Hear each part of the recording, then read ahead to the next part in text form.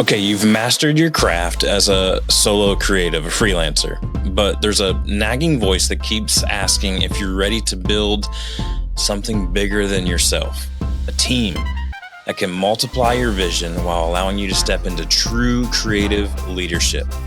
Today, we're diving into the transition from solo creator to creative leader with insights from Jason Sperling's game-changing book, Creative Directions. Let's get into it. Taking creatives from chaos to clarity. Welcome back to Creativity Made Easy, the podcast where we transform creative chaos into clarity. I'm your host, Dustin Pead, creative coach and consultant, and I help creatives know themselves, their process, and their teams that they can create with efficiency as they scale together.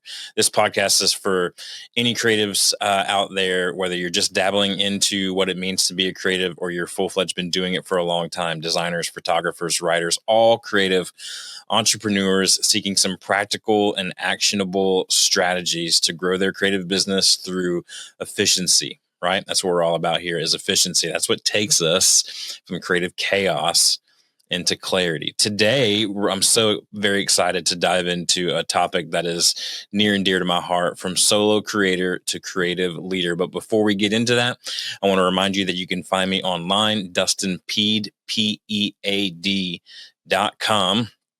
There you can learn all about my creative services, coaching, consulting, and speaking as well. Got a couple really cool speaking engagements coming up later this year. If you're interested in having me speak to your team, whether it be live in person or digital, you can go to that speaking page and fill out the form there, and we can chat all about it. Would love to. You can find out all about me there and every way that I can help your team. All my free tools and resources all found right there on the website. You can follow me on social media at Dustin Pead, P-E-A-D, like I said.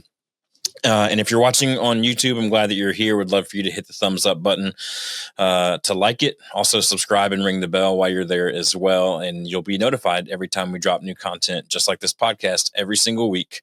You'll be the first to know about it. All right, so let's get into today's episode. I want to just kind of set the tone a little bit. I was kind of thrusted into creative leadership without much preparation. So many of you know my story. You've read the book Growing Upward that I released last year. And I went to Liberty University to study worship music and ministry, right? So there we learned a lot about how to lead worship, how to lead musical songs of praise in a church setting, right? And so much of my leadership was about those few moments each week, 20 minutes or so on stage. And very little was taught to us at the time, because the worship program was extremely new there, about how to lead teams. And so when I took my first job out of college at a church just south of Indianapolis, I immediately had a team of people that were looking to me. Now, they were all volunteer, but still it was a team, right? That were looking to me for leadership. And I was like, I'm fresh out of college. I can tell you what I learned there, but I don't think y'all are ready for that. You know what I mean? Like, I don't think we're there yet. And so it took me a few years to kind of trial by fire. And I wish I had this book back then. It came out in 2021. I have it right here. It's called Creative Directions, Mastering the Transition from Talent to Leader. Right here, if you're watching on YouTube, I'll put the book up and let my camera do its focus thing. There's the book right there. I'm going to have a link to it in my show notes. This is not sponsored by Jason in any way, but Jason, who I don't know, never met, but I've gleaned a lot from him over the years through this book. It really is a how-to textbook from going from this solo creator to creative leader. So we're going to reference it a lot in today's episode. But if you don't know about Jason, or that name doesn't sound like a household name to you, Jason was a professional creative higher up in the ranks of Facebook, and now owns his own agency and has worked with some of the top brands in the world.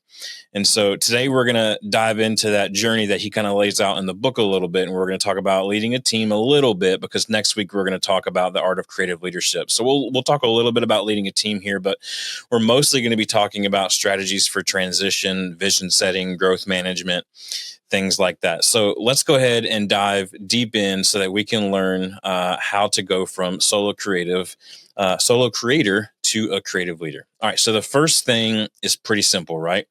It's a mindset shift, right? Before you can make any strategic changes, practical changes, hiring, onboarding, whatever, bringing in people to help, there has to be a point in your creativity, in your endeavor, that you have to shift your mindset. You have to go from this solo creator that everything begins and ends with me, solo creator, to a leader. And I understand that there's a lot of fears involved in that. And Jason in the book lays out some of those fears. So there's fear of creative control, right? We want to have our hands on everything from beginning to end.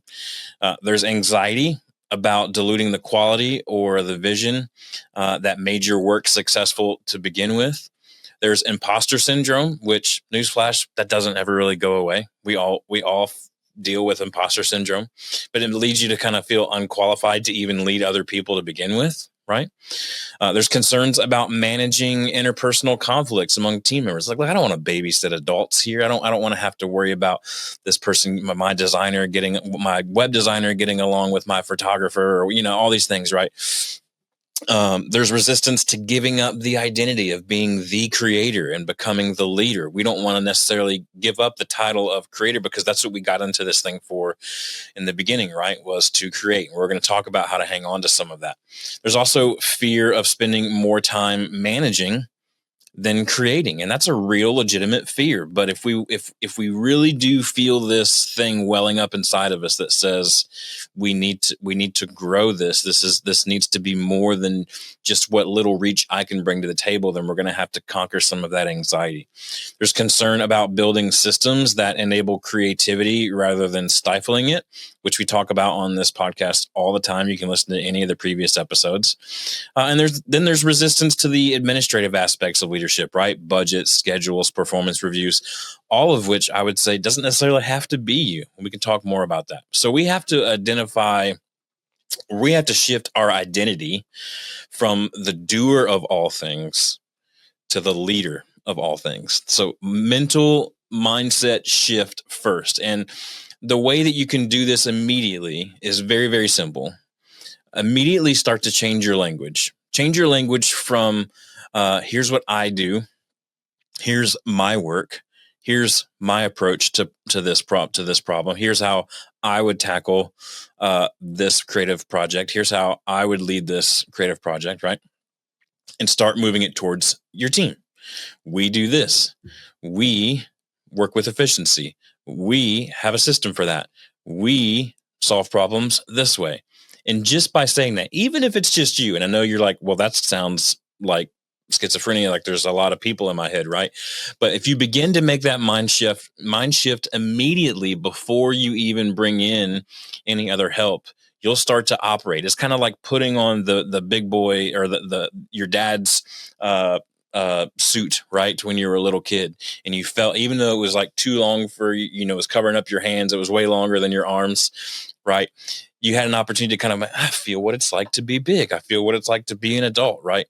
And so this is what we're doing. We're moving the language in our mind from it being just us, the small focus, to we. Here's what we bring to the table. And honestly, folks, the more I work in this business, the more I realize is that other businesses that are going to work with you are going to understand that in order for you to deliver on the scale that they want you to deliver on, you better have a team.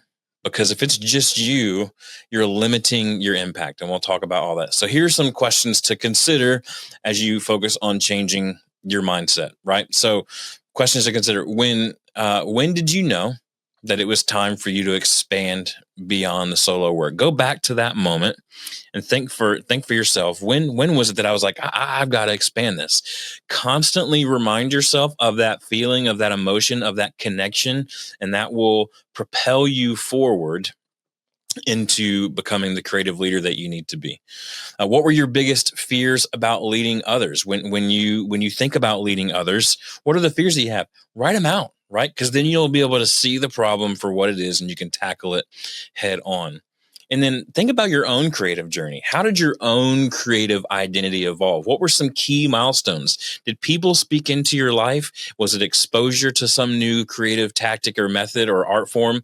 What were the moments that kind of allowed your creative identity to evolve along the timeline of your life so far? Because when you understand those moments, you'll understand that every single time it took a leap. It took a step, and there was some fear involved, and there was some unknown involved. But being able to do that every single time, you realize, man, I'm so glad I did that, because when I opened up Adobe Creative Cloud for the first time, I didn't know what was going on there, right? But I did it, and I said, I can do this. And I told myself I could do it even before I could do it, right? You tell yourself it's we even before it's we. So you told yourself you could do it, and guess what? Now you do it. Now you actually make money doing this thing using a tool that when you first opened it, it looked like a foreign language to you. Right.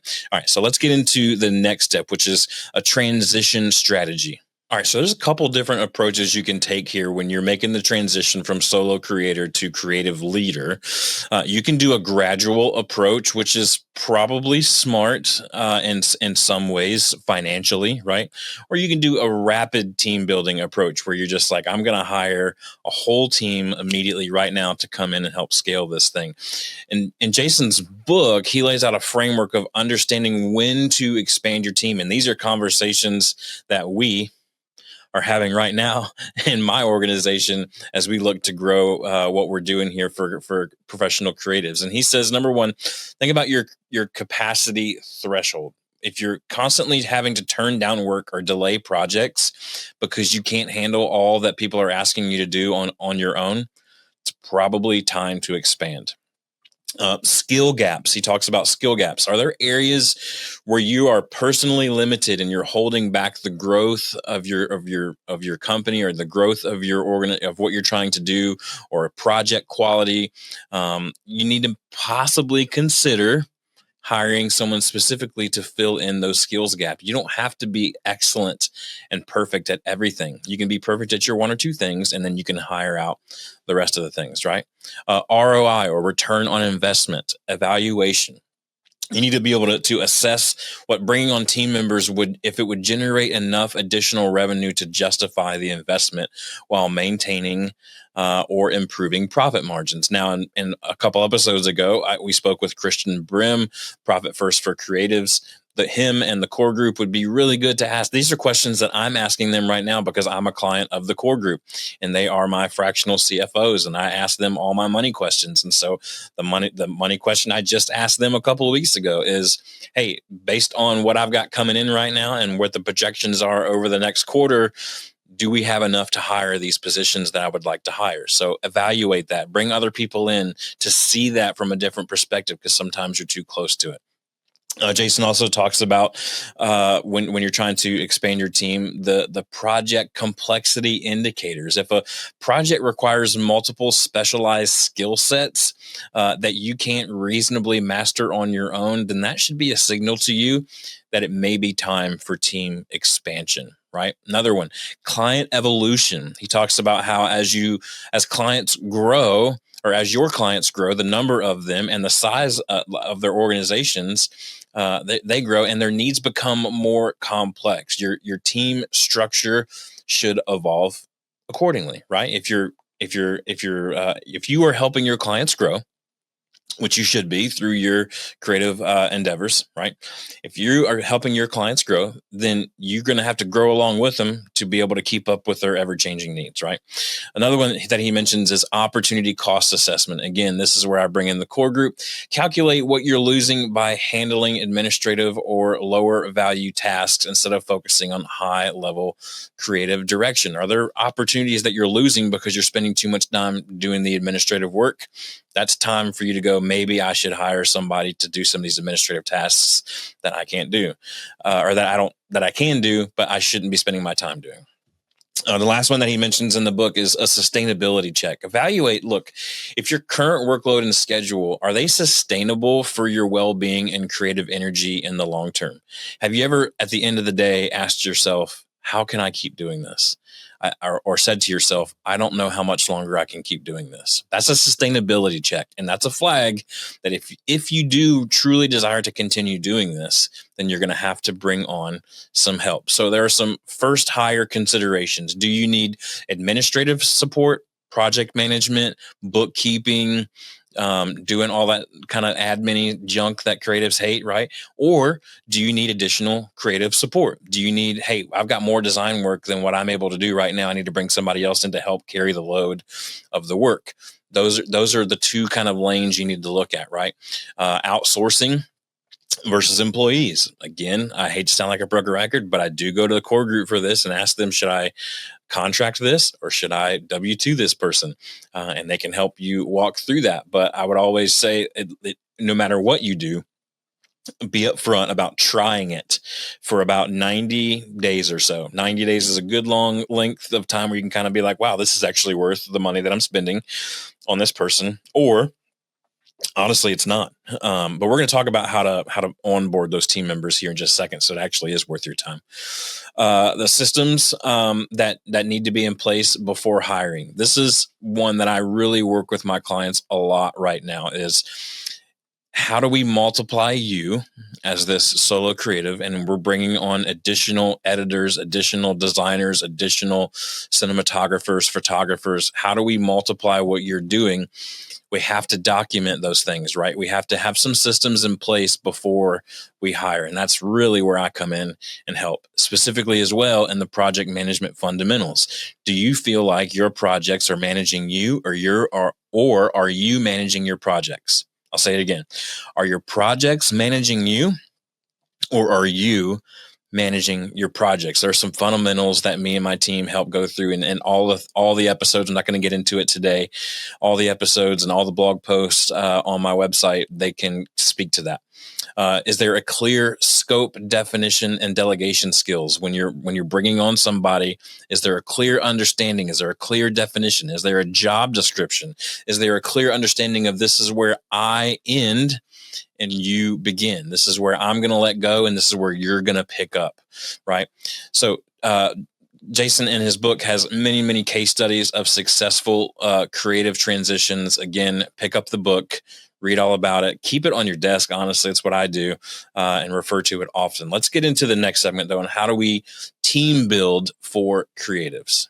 All right, so we've identified that we need someone. We've identified what to consider before we bring them on. Now, how do we actually team build around us as the creative leader? And I think it starts with hiring, right? It starts with finding the team members who complement your creative style, right? Are you really good at coloring, but you might need to bring somebody in who's really good at the audio side of video, right? Or you're really good at layout print design, but you need to bring somebody else in who's more of a digital mobile web designer, right?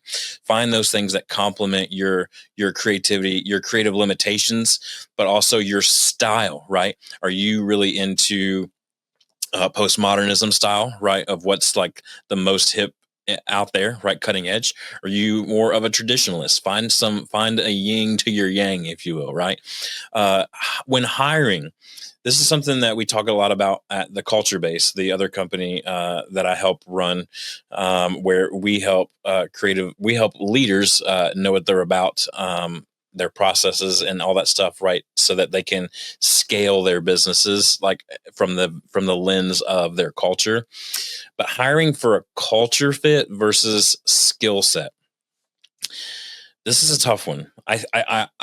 My opinion, and I would say Jason does a really good job at kind of balancing both in the book. My opinion is that you should always hire for a culture fit. Me and my team members or my clients will often talk about the people that we want to work with. And we use this kind of internal measuring stick when it comes to if we want to work with them, whether it's clients or whether it's someone that we want to actually bring on to our team. And we just ask ourselves, is this someone that we would actually want to spend time with outside of outside of the work? Is this someone that we would actually want to go to a sporting event with, have a beer with, go to a concert with, have a date night with as couples, right? Like, are these people that we want to hang around? Those are probably going to be good culture fits for you. And I think long term that it's more important to get a good culture fit as it is a skill set. Now, obviously, the more immediate side of that is you do need someone with the skill set. So I think it's both, but I'm going to lean more in the direction of a culture fit versus skill set more often than not. That's probably biased because I help run an organization called the Culture Base, where we help organizations grow through their culture, right? So but there's different communication frameworks for creative collaboration, all in the book. He also discusses managing creative differences, which is a big deal. We've talked about that before here on this podcast. Resolving creative conflicts constructively, so it builds up and doesn't tear down. And I know that sounds like babysitting, but trust me, it's an opportunity for you to cast vision in and carry your ideals and your creative style further throughout your organization as you grow it. And he also talks about having some feedback systems that nurture rather than stifle creativity. We actually talk about this over on the Culture Based podcast just recently. So check that out, theculturebase.com.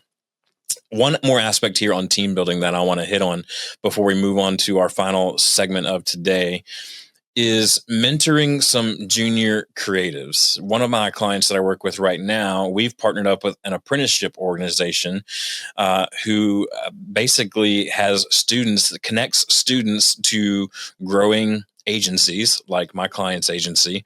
And we can get the work at a fraction of a cost while building somebody up. Now, the great part about this is, yes, it feels good to kind of teach others and teach younger creatives how to do what you do. That's a feel good part.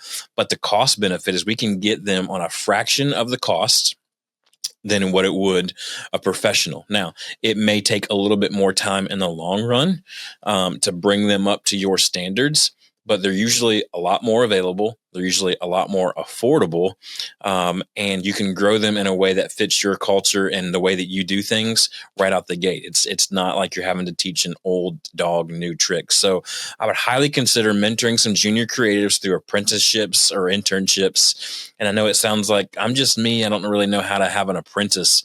It's a really cool old school technique to help grow your organization from the inside out and nurture the talent from the very beginning all the way through your organization. All right, let's get into the last segment. There's many parts of Jason's book, Creative Directions, and how to master the transition from talent to leader, or as we said, what we're calling this podcast, from solo creator to creative leader. But before we end today's episode, I do want to talk just for a moment about vision setting and creative direction. This is where he really kind of spends the whole rest of the book. And this is really the main reason that I leave his book on my desk at all times. But you need to craft, I would say, a compelling creative vision that inspires, right? So in my this podcast, for example, at the beginning of every single podcast, I say the exact same thing, is that why I'm here is to help creatives know themselves, their process, and their team so that they can create with efficiency as they scale together. What I'm doing in that moment every single time is I'm reiterating a creative vision that will hopefully inspire you to want to listen, right? And so as teams get together and we talk about the projects that are at hand, it's an opportunity when we're all around each other. It's an opportunity to continually cast that vision over and over. It doesn't need to be complicated. It just needs to be, hey, reminder, this is what we're about. Let me tell you a 30-second story this week about how we saw that come into play and how we saw that executed with excellence, right? And then we move on. But communicating that vision effectively to different personality types is a part of it too. And this is stuff that we talk a lot about too at the Culture Base when we're talking just recently in an episode about generational differences. One of my partners over there, Blake Baer, wrote a book called Uncultured, in which he spends a lot of time diving into the psychological approaches that you take with different generations within your workplace and different personality types as well. And we talk a lot on this podcast about Enneagram types and how to be able to work with certain Enneagram types, and knowing their core motivations and core fears will help kind of nurture them up to where you want to see them.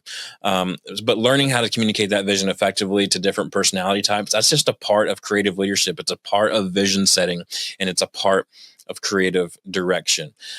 Documentation and reference systems. This is an area where creative direction, I think, a lot of times people think that loses its luster, right? That I'm a creative director and I work with big top brands, and I don't have time to document and reference systems. The reason why most people are successful in life, no matter what area of professionalism they find themselves in, is because they have figured out a way to do the same thing over and over and over again, right? It's that 10,000 hours to become a genius at something, right? That genius is 10,000 hours. And so the 10,000 hours is the same thing over and over again, right? Well, as you're growing your team, in order for them to do the same thing over and over again, you have to create systems that they can reference and documentation that they can reference throughout, so they can have this, so they can approach it the same way every single time. It's consistency. Consistency breeds excellence every single time. And there's times when you need to hold firm to the vision, and there's times when you need to adapt the vision. And Jason talks about this in the book. He calls it creative elasticity and vision adaptation. He talks about distinguishing between core and peripheral elements, knowing which aspects of your vision are non-negotiable versus which can be modified without compromising the essence of that vision. He talks about responsive adaptation, being willing to incorporate valuable feedback and new information while you preserve the central creative intent. He also talks about contextual flexibility, and when we're talking about, do we hold tight to this vision or not, or do we flex it a little bit, and adjusting creative approaches based on shifting the client needs or the market conditions or team capabilities. That stuff is always going to be changing, right? But you can do it without abandoning the original purpose. He also talks about principled compromise, that there's finding some middle ground solutions that both honor your creative standards and the practical limitations of what's in front of you, right? Sometimes it's impossible to hold these standards. And so being willing to flex those things and having some grace on yourself and grace on your organization, your team members, will go a long way. And lastly, progressive iteration. This is where I talked about viewing the vision as evolving rather than it's static. Allow for growth, allow it to flex and bend over time. This is why 10-year goals are amazing. They're a great roadmap, but really no more than 3, because things change constantly for you to be able to say, this is where I'm going to be in 10. You can kind of aim for that, but we know that over time you're going to shift. If you're watching on YouTube, you can see me kind of use my hand as like a rudder or an airplane direction, right? We're shifting it. Just a little bit of a shift here and there can change that long-term target drastically. So that is the episode for today. Creative Directions by Jason Sperling. One more time, I'll hold it up on here on YouTube for you to see. Make sure it gets all in the frame there. Yep, Jason Sperling, Creative Directions, Mastering the Transition from Talent to Leader. Highly encourage you to pick that up. Again, this is not sponsored by him anyway. I don't know Jason. I've never spoke to him in my life. But I'm telling you, it's worth it. So pick that up. Another simple little tool for you to pick up is my ebook, Using Asana for Creative Teams. Now, I know many of you may not use Asana, and that's totally okay.